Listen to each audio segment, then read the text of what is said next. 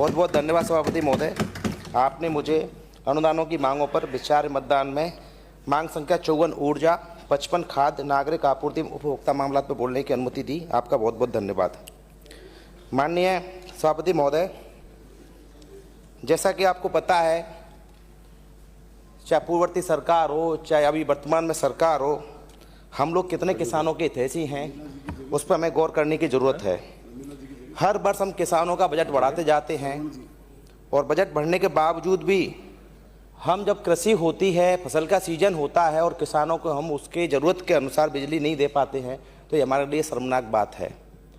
माननीय सभापति महोदय, आज किसानों को हम 12 घंटे, 10 घंटे, 6 घंटे की 3 फेज बिजली की हम आपूर्ति की बात कर रहे हैं, लेकिन धरातल पर मामला कुछ और ही है। आप कहीं राजस्थान का मुद्दा उठा के देख लीजिए। मैं पूर्वी राजस्थान से आता हूं तो उसकी ज़्यादा बात करूंगा, लेकिन ये प्रदेश का मामला है और हमारे मंत्री जी हैं, काफ़ी गंभीरता से बात को ले रहे हैं। मैं धन्यवाद देना चाहूँगा कि आप इसमें थोड़ा अमल भी लाएं। माननीय महोदय, हमारे धौलपुर जिले में और प्रदेश के अंदर किसानों को लगातार 6 घंटे बिजली नहीं मिल रही है। चाहे उसे लोड टेस्टिंग के नाम पे काटा जा रहा हो, चाहे वो क्षतिग्रस्त लाइन की वजह से काटा हो, या उनके अंदर वोल्टेज बहुत कम आते हैं, ट्रिप होती रहती है, प्रॉपर एम्पियर नहीं मिल पाते हैं, लेकिन निर्बाध रूप से किसानों को 6 घंटे बिजली नहीं मिल पा रही है। उसे 24 घंटे के अंदर टुकड़ों में, कभी 1 घंटा, कभी आधा घंटा करके 24 घंटों में दी जाती है। और खासकर किसान कहाँ जाएगा? अगर हम रात को बिजली देंगे और रात को अगर वो अपनी सिंचाई करेगा तो कहाँ जाएगा? तो ये बड़ा सदन के अंदर माननीय 200 विधायकों का, माननीय सदस्यों का गंभीर मुद्दा है। हम चाहें किसानों के लिए ब्लॉक बाय ब्लॉक, जिले बाय जिले, कम से कम उसे सुबह से लेकर शाम के 8 बजे तक उसे बिजली 6 घंटे निर्बाध रूप से दे सकें रात के बजाय। तो ये हमें सब माननीय 200 सदस्यों को सोचने वाली बात है। साथ ही मैं माननीय ऊर्जा मंत्री से निवेदन करूँगा, मैंने भी इंजीनियरिंग की है और बिल्कुल गरीब परिवार से आया हूँ। अगर हम मान लो कहीं डोमेस्टिक हम कनेक्शन लेते हैं और कनेक्शन लेने के बाद डिमांड राशि हम जमा करा देते हैं और राशि जमा कराने के बावजूद भी हमें 3-3 महीने घर पे कनेक्शन मीटर नहीं लगाया जाता। हम चक्कर काटते बिजली घर के अंदर, AEN, JEN, स्टोर कीपर, कभी कहता है कि सामान नहीं आया, कभी कहता है सामान आ गया, कभी कहता है ठेकेदार लगाने जाएगा। तो ये कम से कम इसमें समयबद्धता होनी चाहिए। ऑटो जनरेट ऑनलाइन सिस्टम होना चाहिए कि भाई 15 दिन में डिमांड राशि होने के बाद उपभोक्ता के घर पर, कंज्यूमर के घर पर बिजली लगा करके उसको बिजली कनेक्शन दिया जाए। ये हमें सोचने वाली बात है। साथ ही मैं निवेदन करूंगा कि हम एग्रीकल्चर कनेक्शनों के अंदर नंबर आने पे बात करते हैं, लेकिन अब क्या हो रहा है, मैं खासकर धौलपुर जिले की बात करूं, ठेकेदार की मनमर्जी हट धर्मिता की वजह से जिस उपभोक्ता ने, कंज्यूमर ने, चाहे वो घर का हो चाहे वो एग्रीकल्चर कृषि का कनेक्शन लिया हो, स्वयं ही तो सामान लेके जाता है बिजली घर से, स्वयं ही उसको गड़वाता है पोलों को, स्वयं ही लाइन खिंचवाता है। बस उनका तो विभाग का तो मात्र जा करके कनेक्शन करके आने का है। ये बहुत होता है धौलपुर के अंदर। मैंने बिल्कुल ज़्यादा नहीं तो पर डे 1-2 फ़ोन हमको करना ही पड़ता है कि भाई इसका सामान मिल गया, आप लाइन क्यों नहीं खींच रहे। कभी कहते हैं साहब ठेकेदार का ट्रैक्टर खराब हो गया, कभी कहता है अरे भाई उसने जब निविदा ली है, ठेकेदार संवेदक है, सफल संवेदक है, तो उसकी ज़रूरत है, आप तो उसको नोटिस डालो। लेकिन उसको नोटिस नहीं दिया जाता। यहाँ पे मिलीभगत होती है। इस वजह से उपभोक्ता, चाहे वो किसान हो चाहे घरेलू उपभोक्ता हो, उसको सिर्फ मुँह ठगासा देखने को पड़ता है।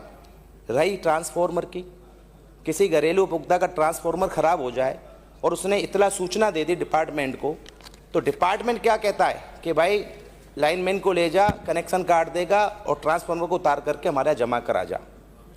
क्या उपभोक्ता के आर्थिक रूप भार उसके बिल में जोड़ा जाता है? उस पर भार दिया जा रहा है। वो क्यों लेके आएगा वहाँ से ट्रांसफार्मर को उतार करके? और जब वो 3 दिन, 4 दिन, 10 दिन तक, जब तक उसके चप्पलों को नहीं फटवा लोगे, आप रिकॉर्ड नहीं वालोगे, तब तक ना तो उसके फेलियर रिपोर्ट बनती है, ना इंडियन बनती है। और एक खेल बड़ा और चलता है शानदार, अगर आप फेलियर बन गई, इंडियन कट गई, तो JEN क्या करते हैं, भाई इनको ऐसी साहब क्या भेजेंगे, चाहे तो आप ले जाओ, नहीं तो हमारा आदमी जाएगा तब जाएगा। आज डिजिटल युग है, E-फाइलिंग का टाइम है, तो आप E-फाइलिंग क्यों नहीं कराते, उस सेंसन क्यों नहीं कराते उस ट्रांसफार्मर को? भाई कम से कम पारदर्शिता हो कि 24 घंटे में कंज्यूमर का ट्रांसफार्मर जहाँ रखा है वहाँ से उतर करके उसका सेंसन होकर के फेलियर इंडियन बन करके सेंसन होके लग जाए। कम से कम उसको 48 घंटे में कम से कम उसको बिजली तो मिल सके। माननीय मंत्री महोदय, सभापति महोदय, आपके माध्यम से मंत्री महोदय जी को कहना चाहूँगा, इस पर ठोस नीति बनाई जाए कि कोई भी कंज्यूमर 48 घंटे से ज़्यादा परेशान ना हो। ये मैं आपके माध्यम से कहना चाहता हूँ। वास्तव में धरातल पे है, चाहे हम यहाँ पे कितने ही गप्पे मार रहे हैं, कितना भी कुछ कर रहे हैं, आप पे आरोप लगा दें, आप हम पे लगा दें, लेकिन ठोस बात तो ये है कि हमको इस पे धरातल पे लाना पड़ेगा। दूसरी बात, जब हम किसी लाइन को खींचते हैं तो 2 पोलों की दूरी कितनी होनी चाहिए? आप मेरे डांग क्षेत्र में जाएंगे, एक पोल कहीं लग रहा है, एक कहीं लग रहा है। ट्रांसमिशन लाइनें बिल्कुल झूल रही हैं, सिर टच होता है, पशु जो जाते हैं वो टच होते हैं, आए दिन मान हानि, जन हानि और पशु हानि होती है। उसका जिम्मेवार कौन है? यह हमें सबको सोचना पड़ेगा। ये स्थिति हमारे यहाँ और की है। साथ ही दूसरी बात, सबसे बड़ी इंपॉर्टेंट बात यह आती है कि बिलिंग करने के लिए, रीडिंग लेने के लिए मीटर पे घर बैठे या ऑफिस में बैठे कर्मचारी मन मर्जी रीडिंग दे देता है, और उसका कंज्यूमर का जो बिल आता है, कभी वो ज़्यादा पैसे का आ जाता है, वो बार बार चक्कर काटता है, कहता है कि साहब रीडिंग सही कराएंगे, मीटर टेस्ट कराएंगे। क्या कहते हैं? मीटर टेस्ट कराओ। मीटर की रसीद कट जाती है, टेस्टिंग होने जाता है, 1-1 साल तक उसके बेचारे के कपड़े फट जाते हैं कंज्यूमर के। लेकिन ये व्यवस्था बिल्कुल जो कहते हैं टेबल के नीचे से पार्सल लेना, वो वाली व्यवस्था है। माननीय मंत्री महोदय जी, इस पर ठोस नीति बजाओ कि भाई आज डिजिटल हो गया, कम से कम जिस लाइनमैन या जिसके लिए सर्किल बांटा हुआ है फीडर इंचार्ज के लिए, वो घर घर जा करके बाकायदा रीडिंग ले और साथ में फ़ोटो भी खींचे। साथ में आप कहते हो स्मार्ट मीटर लगाएंगे, उसमें फ़ोटो खींच के डाले कि भाई इस आदमी की इस तारीख को कितनी डेट में हमने रीडिंग ली है। ये व्यवस्था होनी चाहिए। दूसरी बात, BCR, बिजली कनेक्शन किसी और का चोरी कोई और कर रहा है और BCR भर जा दी है किसकी? साथ वाले की, जिसका वो प्रॉपर रीडिंग दे रहा है, बिल दे रहा है। इस पे भी कई केस होते हैं ऐसे। सेटलमेंट कम में जाता है फिर वो, तो वहाँ भी आदमियों को ठगना पड़ता है और महसूस होता है कि भाई हम चोरी कोई और कर रहा है और भुगत घूम रहे हैं। साथ ही दूसरी निवेदन करूँगा मैं माननीय आपसे, इसके अंदर बिलिंग के अंदर, रीडिंग के अंदर काफ़ी अनियमितता होती है। मीटर खराब हो जाता है, जल जाता है, उसका कौन जिम्मेदार है? ये भी हमें सोचने वाली बात है।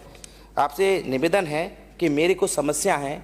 हमारे यहाँ पिछली सरकार के अंदर गौलारी के अंदर, बसेड़ी विधानसभा में गौलारी गांव है, उसके लिए 33/11 kV सब स्टेशन मंजूर हुआ था, लेकिन आज 3 साल होने को है, उसके लिए ज़मीन ही नहीं मिल पा रही है। माननीय सभापति महोदय, आपके माध्यम से मंत्री जी को कहना चाहूँगा कि इस पर संज्ञान लें, उसकी ज़मीन दिलाएं कि 33/11 सब स्टेशन जो गौलारी है उसके लिए तुरंत ज़मीन मिले और तुरंत उसका निर्माण कार्य शुरू किया जाए। साथ ही मैं निवेदन करना चाहता हूँ मंत्री महोदय जी, हमारे कार्मिकों की कमी है, और एक सबसे बड़ा इंपॉर्टेंट है कि आपके डिपार्टमेंट में CUG नंबर दे रखे हैं मोबाइलों के, BSNL के नंबर है, लेकिन वो लगते ही नहीं है। कंज्यूमर परेशान होता रहता है। अफसर अधिकारी को फ़ोन करते हैं उसके पर्सनल नंबर पर, तो सबसे पहले क्वेश्चन करता है कि तुमने नंबर कहाँ से लिया। ये भी बड़े संज्ञान की बात है। अगर उसका नहीं लग रहा है तो CUG नंबरों को बदलवा कर किसी और कंपनी में कराया जाए, पोर्टेबल कराया जाए, जिससे कि उनके लिए प्रॉपर कम्युनिकेशन हो सके कंज्यूमर का और अधिकारियों का। आपने सुना मांग संख्या मेरे को 54 पे ऊर्जा मंत्री जी, ये मेरी छोटी छोटी समस्या थी जो मैंने आपके सामने दर्द दी हैं कि क्षतिग्रस्त लाइन है, पोल हैं, गौलारी के 33/11 का सब स्टेशन है। माननीय महोदय जी, मुझे 5